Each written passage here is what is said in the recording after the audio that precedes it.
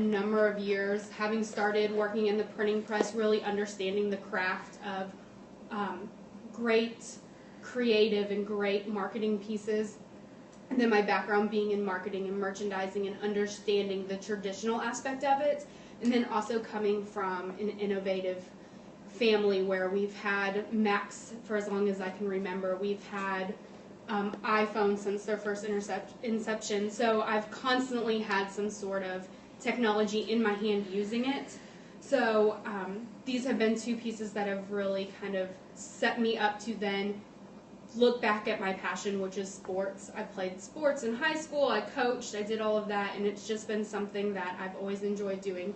So the two passions really merged together and made it to be something that I was able to take my knowledge of it and turn it into something that I'm passionate about. And social media and sports, because they never sleep and they're constantly going on, you have to be passionate about it or you're going to be burnt out pretty quickly. So I think that studying this, working this, I eat, breathe, slept this for the last 2 semesters. I think that I am a credible source, especially where I am thus far in my career path. So moving on, we're going to talk about the background.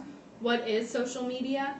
And Nicole Ellison says that social media is a social networking site, a networked communication platform in which participants have uniquely identified profiles. They consist of user-supplied content and content provided by other users or system-provided data. And it's public and consume, produce, and or interact with streams of user-generated content provided by their connections on the site. So why aren't athletic departments using this? Something that is slowly starting to replace traditional media. For the most part, it's because they're scared of it. They don't know how to use it. They don't have the budget. I talked to multiple people, specifically John Spinardi. He's the sports information director at Bellarmine University, a Division II school, and he simply stated that his program just doesn't have the support staff. They don't have the resources to be an expert in it, so it's kind of getting lost at the wayside. But it's an important part of it, and it's an important aspect of your social media. Implementing social media is imperative to the athletic departments because of the mere fact that traditional marketing is kind of getting lost, and more people are using their iPhones, and a lot of the kids growing up are part of that millennial generation. So that is why it is important.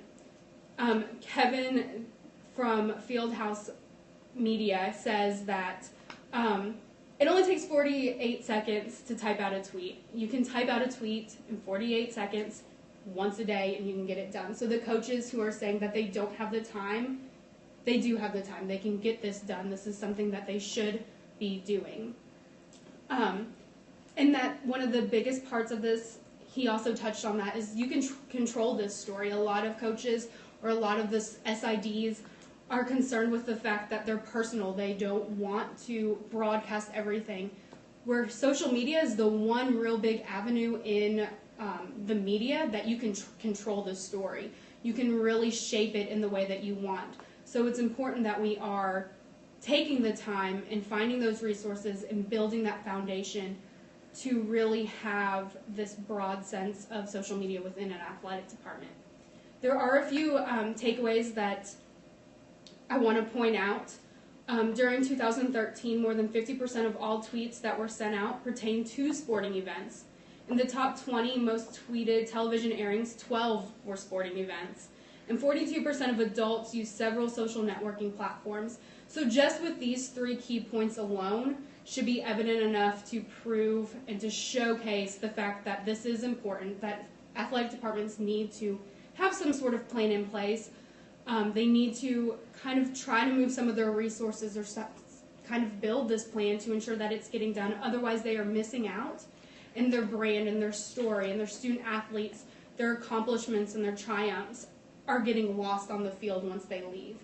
With social media, it's continuous and it's going on, and people continue to share and post and retweet, so it's going to continue to live opposed to getting lost in the noise. So I've devised a plan that has 4 key steps that I will kind of talk about. The 4 include the accounts that are needed within the sporting athletic departments, the development of a good team that will be able to help you implement that, and then the actual implementation of what is done, as well as then going on in the monitoring tools that one needs. Okay. So first we're going to briefly talk on the big three. There are so many other social networking platforms out there. You have, well, kind of Google Plus, not really, it's pretty much dead. Pinterest, you have YouTube, Snapchat, Periscope, Meerkat, like everything is starting to evolve. However, if you don't have those resources, and this plan is really set as a foundation for those who don't have those resources or don't have that information just yet, you need to focus on these big three. You want to make sure that you have a presence on the big three, which include Facebook, Twitter, and Instagram. Facebook, I'll briefly touch on these, was created in 2004, has more than 1 billion users. It's the world's largest social networking site. It actually owns Instagram, and it supports video, images, and hyperlinks. Twitter was created in 2006, is 288 million monthly active users. 500 million tweets are sent out per day. They own Vine and now Periscope, and they're working on that. It is a 140-character microblog, so that can kind of sometimes limit the information that you are sending out. However, it does now support 30-second videos, images, and GIFs. And everybody loves GIFs. I especially do. So the fact that a platform can support that and then you can play off of it is great. Instagram, which is owned by Facebook, was created in 2010, is 300 million monthly active users. It supports 15-second videos as well as images, so it's great for that snackable content, those very impactful and powerful images. There are, within these big three, there are types of accounts that an athletic department needs to be active on all three of these. The types that I'm going to speak a little bit more on are going to be your main accounts, individual sports, and then your mascot and or behind the scenes types accounts. And I'll talk briefly on how these can kind of work within each of the various platforms, specifically catering towards the big three.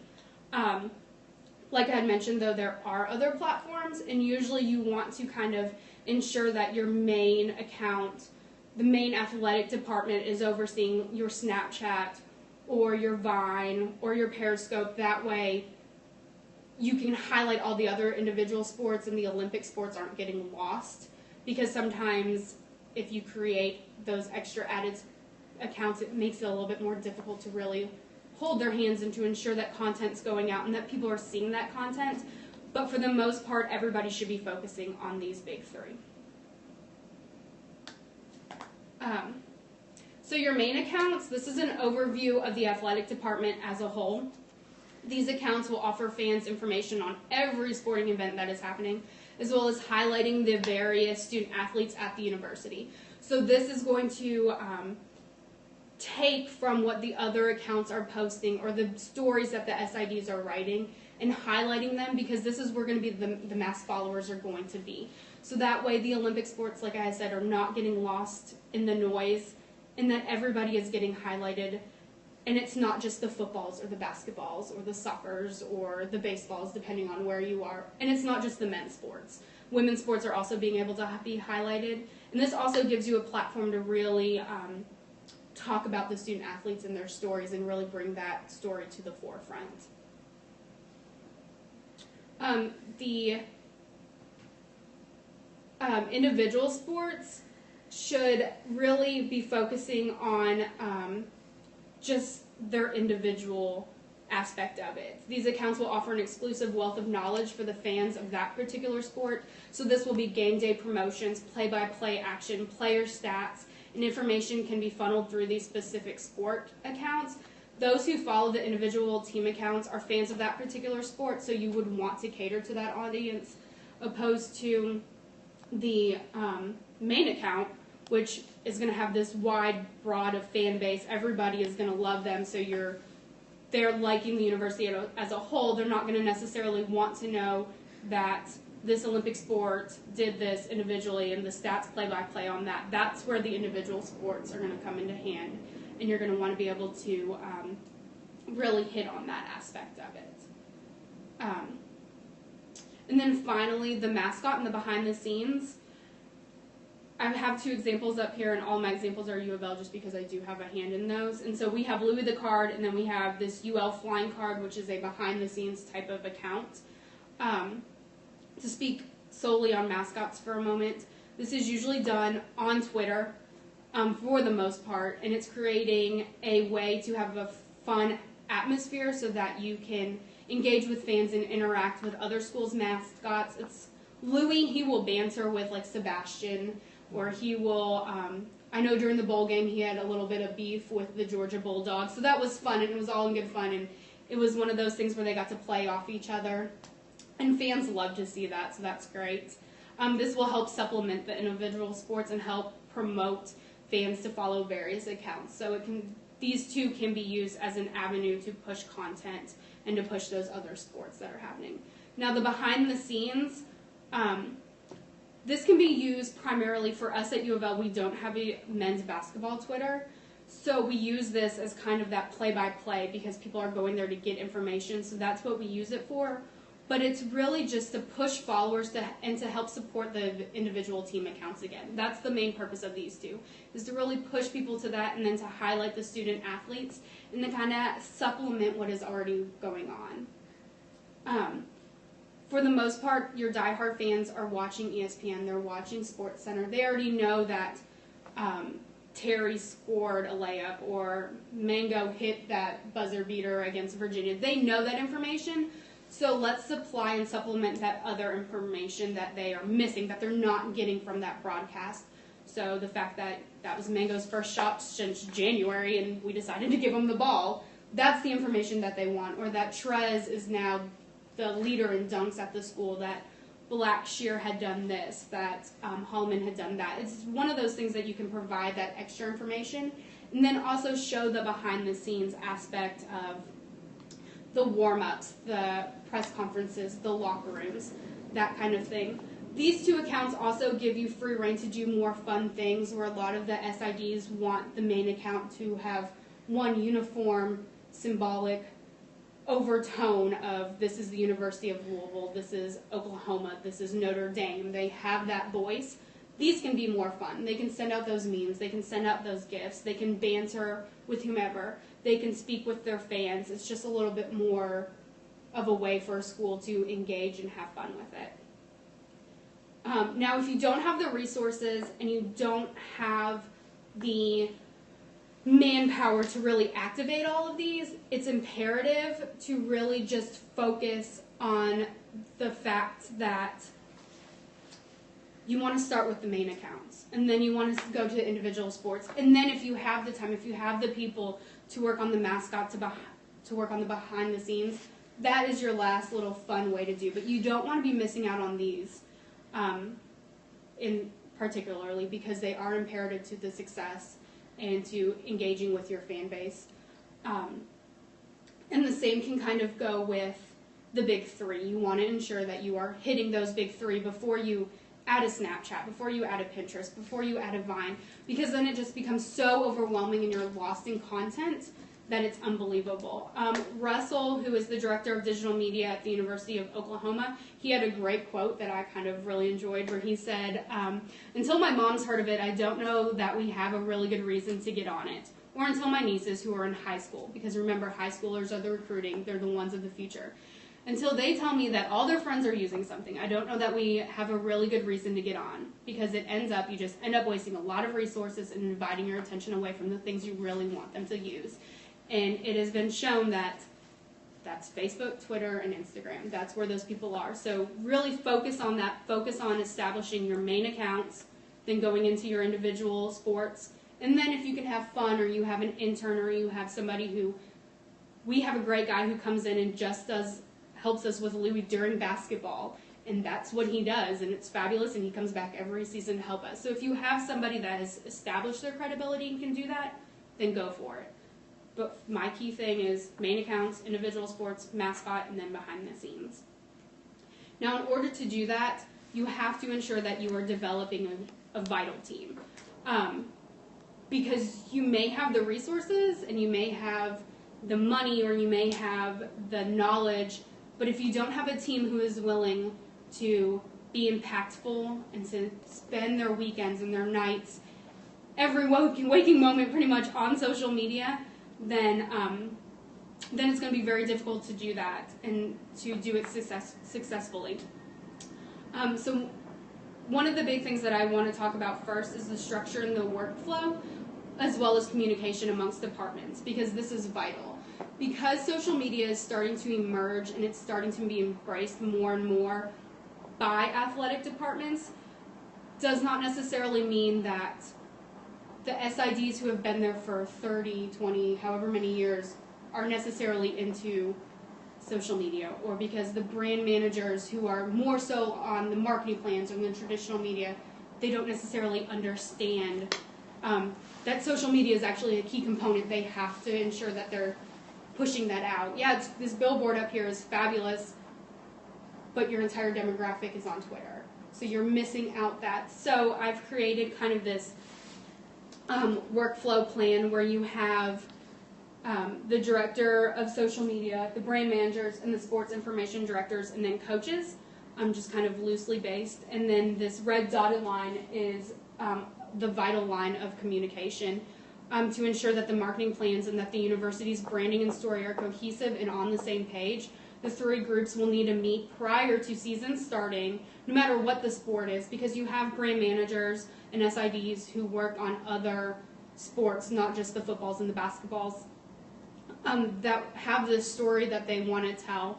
And so you want to start discussing those goals and those strategic plans. How does social media work into that? What specific hashtags, what messages are you wanting to be impactful to your season?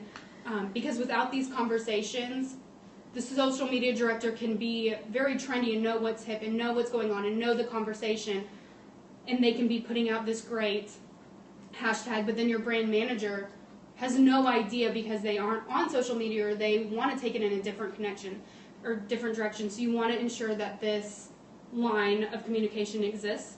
And then above them, creative services really needs to then be brought in after these strategic plans to ensure that the graphics and the videos, everything is the same story, is the same look and feel. Otherwise, you have one story on social, you have one story on traditional, and none of it is making sense to who your fan base is, where we're supposed to be this cohesive team, this family within an athletic department, so it needs to be that way. And then it's kind of broken down into what their departments of responsibilities are going to be, where the director of social media can focus on the main accounts, the mascots, the behind the scenes, really focusing and helping with the football and the men's basketball or the larger sports that may be relevant. And then the brand managers can focus on the marketing plans and the activations that have been talked about. And the SIDs can really work with, the three of them can really work with training their coaches and training the SIDs so that they can work on the individual sports accounts. And then some coaches even have their own accounts. That way they are properly using social media in the correct aspect. Otherwise, again, it all gets lost and there's not the same message that's being conveyed, or they're using the wrong language or whatever it may be, because that's still a representation of the university.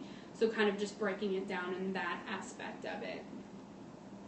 I want to touch briefly on using interns. Social media is all-encompassing. I have spent many a nights being woken up by buzzing or waking up to issues that are popping up where fans want to know this, fans want to know that, or there's continuous games going on. You can't physically be everywhere or watching everything at once. So use these interns.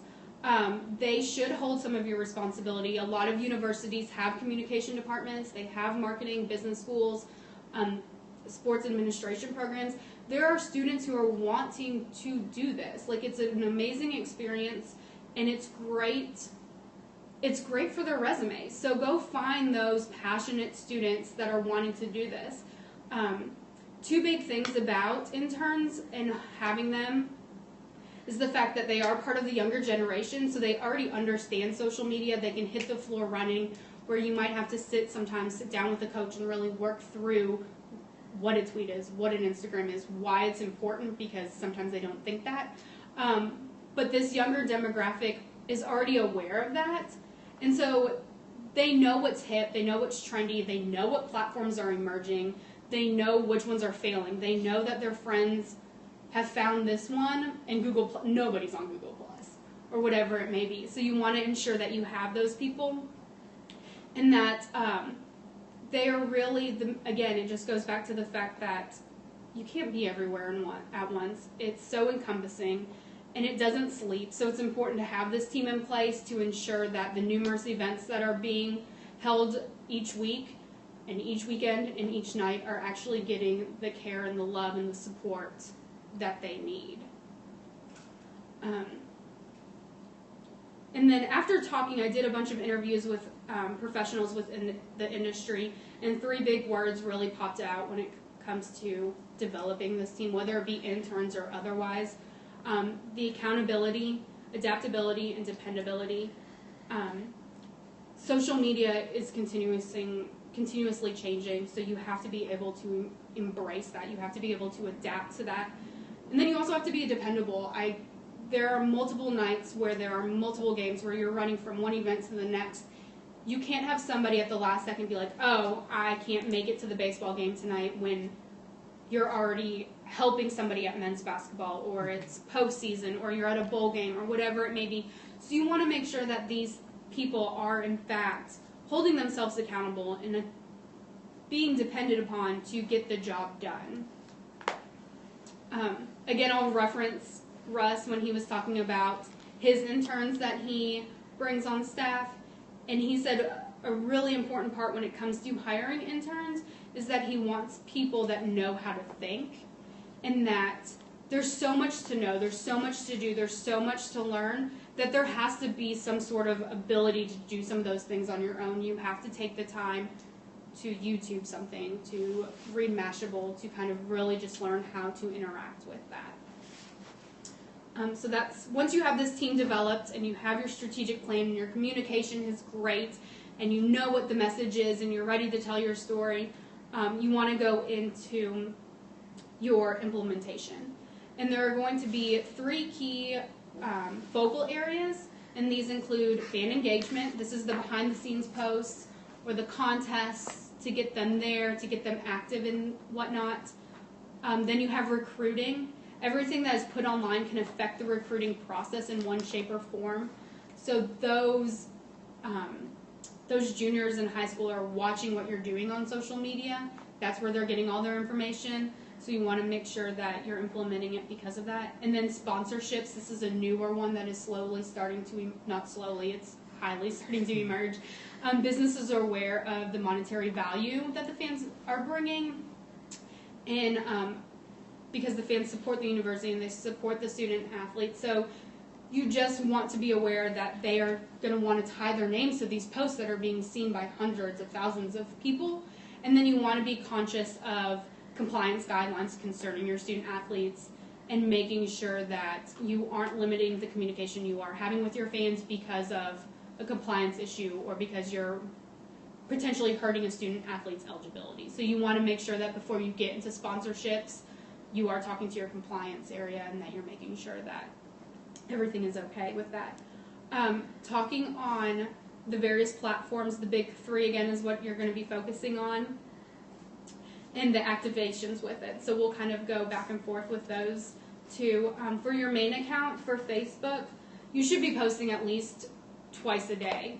This is where your sponsored posts are going, and this is where content from your website, whether it's the stories that the SIDs write, are doing a call of action to then go and get more information, driving traffic in that sense.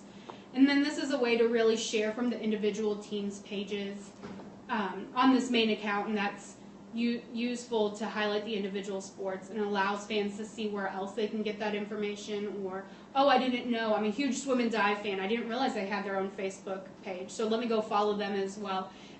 Because a lot of times people don't know how to search or don't know how to find that information, so that's what the main account on Facebook is for.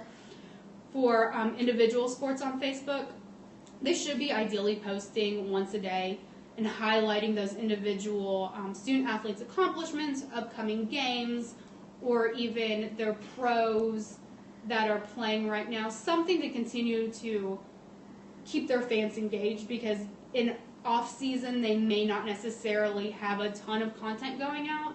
So this is really where you are sitting down with your brand manager and you're talking about that strategic plan comes in play. As far as Facebook goes, with the interaction of Mascot behind the scenes, you really don't want to use this one on Facebook. There's really no need for it to, because it's not going to flourish on a platform like Facebook. Facebook is really it's really just a glorified website for your university or for your individual sport. The bantering for the mascots or the behind-the-scenes stuff, you can use that, the behind-the-scenes stuff on the individual sports pages to continue to have that content. But for the most part, you're not going to want to get on Facebook and start bantering with random people. Just doesn't make sense. And then as far as Twitter goes, we'll talk briefly about the main accounts. This is the voice of the SIDs. It's the professional demeanor. And so the SIDs are going to love to utilize this to put about stats in their stories. Again, that call of action to their main page, their main website. Again, this is a great place for those sponsored posts, as well as having a call of action and to really follow those individual sports. And again, it's so those individual sports don't get lost in the noise, because they may not be a football or a basketball. They may be an Olympic sport that happens year-round that you kind of miss out on that information. Or again, they may not know that they have a Twitter, and so this is a great way to direct people. The individual sports, the voice of this account should be more relaxed and engaging for the fan base.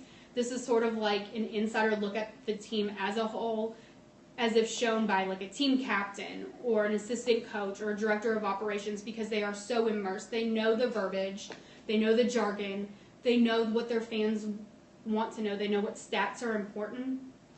And so this is a great place to keep fans engaged with information. The live tweeting of play-by-play for the games, especially if they're away, or the stats from particular players, student athletes' achievement not only on the field but also in the classroom. This is a great place to put that. A schedule of the season and upcoming promotions. Twitter is so great because you can kind of bombard it with information and people like to see that. So this is where you want to put all that extra stuff, opposed to putting it on Facebook. And so you want to have fun on this account too. So jump on the whole Throwback Thursdays or Man Crush Mondays or whatever it may be that's popular right now, and have the team really have fun with this and show the fans that while it's a sports account, it's also one that's on Twitter. It understands what's happening in the social media world. For Mascot behind the scenes, there can be two handles for this. You can have a mascot handle like we do. We have Louis the Card, and then we also have the UL Flying Card account. So you can have both if you have the resources and the manpower and the content to do so. So you just want to make sure that you are remembering the goals that your department has set in place and ensure that it does in fact make sense to have both. The voice of these accounts is one that's fun. It should be engaging to fans. They should also support the individual sports and supplement the fan experience. So I kind of came up with some fun ideas to do with these accounts that we do with ours. We have student athlete takeovers where they will be in charge of our account. For example, we had arent, who was the captain from the women's soccer team. She was at a talent show, so she really was able to engage with people and kind of show her life with that. You could also do a day in the life where the student athletes can take fans through a day of their typical life, from waking up to classes to working out to practices, kind of showing that behind the scenes aspect of it. And then also a question and answer. Fans can send in questions using specific hashtags, and the student athletes can answer these questions and engage with fans. Another great way to utilize these accounts is facility tours, showing fans behind the scenes images of locker rooms, training rooms, press boxes, something that they may not be able to see on a day-to-day, again, supplementing what ESPN and SportsCenter are not able to show for every team. This is also a great way to have contests, follow Fridays, and other social media specific trending items, and then interactions specifically with the mascot one, with mascots from other schools for the bantering. This is a great place for gifts, for memes, answering fans who have questions, or just engaging with them in some sort of way. For Instagram, For the main account, you really want to focus on quality over quantity, which we'll talk a little bit more about in a second. This is for those really impactful photos that you are getting from your photographer or whatever it may be. And then you can also repost score graphics from individual sports to congratulate them, again, supplementing that information and showing where fans can then follow other people so accomplishments aren't getting lost. Individual sports can utilize Instagram for game day graphics, score graphics, then showing the teams warming up, behind the scenes looks again. If they're traveling to events, pregame meals, just something that the fans cannot really get. And then the mascot and behind the scenes account, this is really just a support to what is being done off the Twitter plan. You can really just easily translate it over into Instagram. So you can have the behind the scenes look of it. It's really not necessarily to have a mascot again for this. It's just extra work for you, especially if the content's not there. And so again, the voice of this is fun and it's engaging. They should support the individual athletes, but then supplement it with student athlete takeovers, facility tours, whatever it may be. However, when it comes to implementation, there are 3 key common mistakes that are being made. They're not even, you may have your Facebook, you may have your Twitter, you may have your Instagram, but if you're not doing some of these things, then you're not being successful at it. The first is not engaging enough with your target audience. When your mentions are blowing up during a game, it can be hard to respond to each and every individual. However, comments here and there have a tendency to go a long way. If you retweet somebody on Twitter, they love it. It makes them want to interact and engage with you more, which then helps your impressions and your reach. And it quantifies why you're actually on social media. And then going back to the quantity over quality, while an iPhone can take some really awesome images, it just doesn't replace the aspect of having a DSLR. Like, invest in that equipment to send those images from a DSLR with a real photographer through Wi-Fi to a text to get that up, opposed to just sitting at the score table. Because a lot of the times in media, especially at basketball or football or wherever, you're stuck at this media table because you're still seen as media. And so you're trying to take pictures with your iPhone and they're grainy and they're not good. And you can maybe even see the fact that, oh, well, not a ton of people showed up. So invest in that equipment and ensure that you are getting those great images, those impactful images, because it's better to have 2 powerful images that speak to your fan base than a bunch of low resolution blurry images that really don't help supplement your story. And then lastly, proper curation. This can be embodied by a number of attributes, whether it be proper spelling and grammar, controlling the quantity that's being posted, posting too many times because your team isn't on the same page, they don't understand what the strategic plan is. So have that set in place, understand, oh, well, on the main account we are going to do this. On the individual sport we're going to do this. We're going to post at halftime for this. This will go up at the end, to ensure that there is already this plan in place, so if something happens, they're able to just read it like a book. They're able to understand this is how it goes. And your fans get accustomed to that. That's what they're looking for.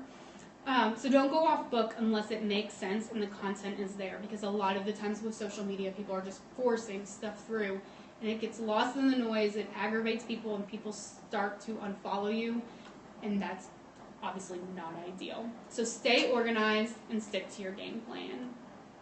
So if you have engagement, quality, and curation, you have huge success. And your fans are going to come to you and they're going to really enjoy it, and you're going to be one of those big powerhouses that's on social media.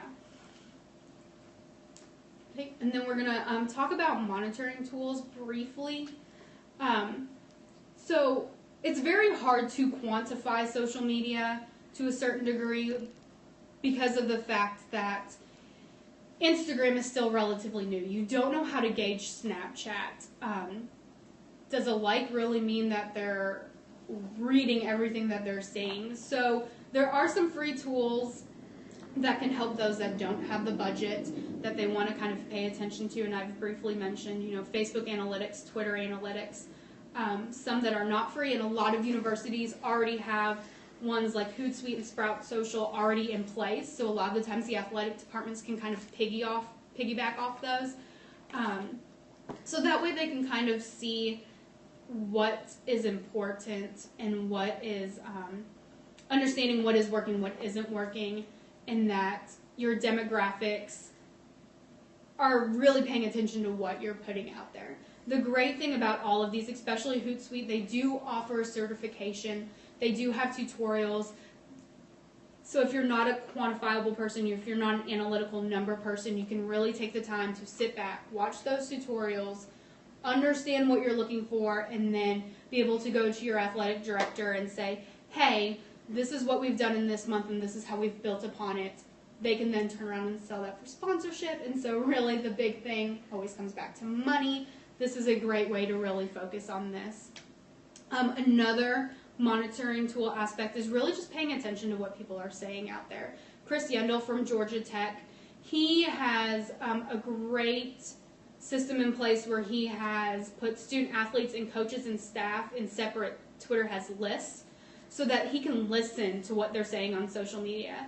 And these lists make it easier for fans to identify the official accounts of players and coaches, because there have been instances where a rogue or a fake account of a player or coach has popped up, and that can negatively impact the university or provide false information. So by having these lists, promoting the fact that these are the student athletes' accounts, these are the coaches' accounts, these are official accounts to follow, you're able to kind of monitor that aspect of it and avoid those rogue accounts because you're not affiliated with them.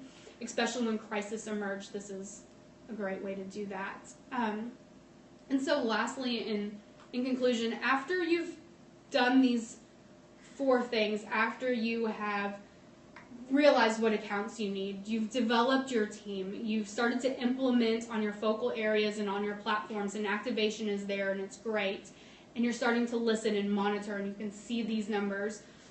The last really big part of this is you want to keep up with this culture. It's an ever-evolving one, so you want to make sure that the education is there, that the creative forums are there, that you're meeting and you're talking with your brand managers throughout the entire season, throughout the entire year, that with creative forums, you're having those monthly meetings saying, hey, did you see this? Did you see that? This was my story. This is what happened on my aspect of it. So everybody is on the same page, and you're able to bounce ideas off of each other. And then also staying current with the latest trends, because again, everything is changing. Something may appear tomorrow that might be vital to the success of your marketing plan and your strategic aspect of it, whereas you may be wasting resources on something that doesn't exist anymore. So stay current on that. Follow the innovators in the industry. Make sure that you are really interacting with them, like play off each other. The best part I've found in this social media sports world is the fact that there's this micro community of us on Twitter where, yeah, there may be a Sooner over here or Georgia Tech over there or Clemson over in that area where we may not all get together and like each other on the field. But when it comes to social media, we're trying to help each other. We're trying to embrace this new culture because it is moving so fast. You want to have that support. So make sure you are taking the time to find out who those people are and follow them. And then lastly, just continue to read, continue to build upon this education. Unfortunately, there's not like a ton of theory specifically out there. There's not a lot of specific studies being done because once something is being studied in social media, it's immediately different. It's immediately changing because it's continuing to evolve. So just read, find those white pages, find those blog entries because that can really help you. In the document that I've provided for you guys, I've sent it electronically, and then also you have your paper copy. I have provided a micro toolkit that can be helpful to some, with some worksheets that can kind of really audit what platforms you're on. Mm-hmm. So you can really write out like your main accounts. What's the handle? What's the password? Who owns this? That way you have it written and documented.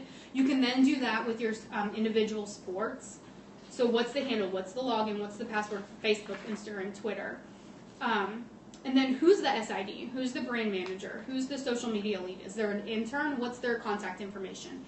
everybody should be able to talk, because sometimes when it comes to postseason, you don't necessarily get to travel to Seattle. You don't get to travel to the national championship game, so the SID may need your help more, and it may be an intern that is helping post for women's basketball. So have that contact information readily available and a part of your plan.